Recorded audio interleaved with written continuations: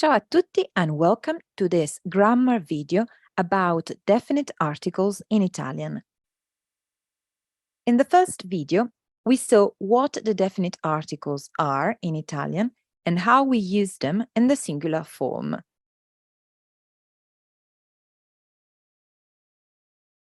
So just to recap, here's a chart with both the singular and the plural forms.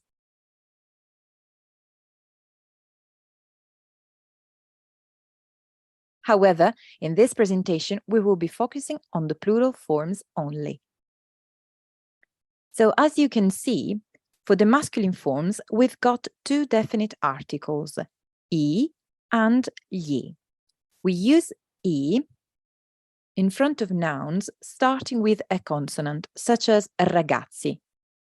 I ragazzi, the boys. So this is the plural form of the definite article il ragazzo.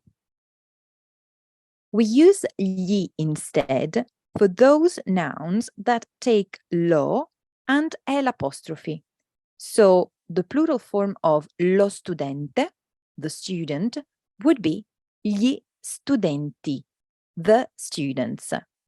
And the plural form for l'amico would be gli amici, the friends.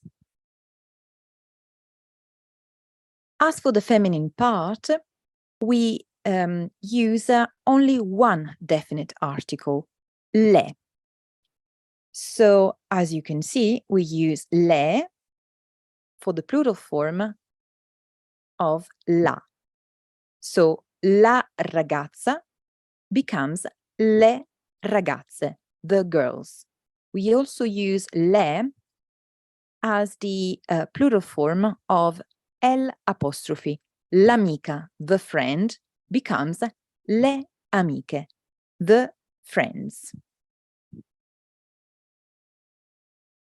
So these are the definite articles for the plural forms. Feel free to take some quizzes included in this presentation to do some practice. Thank you for listening.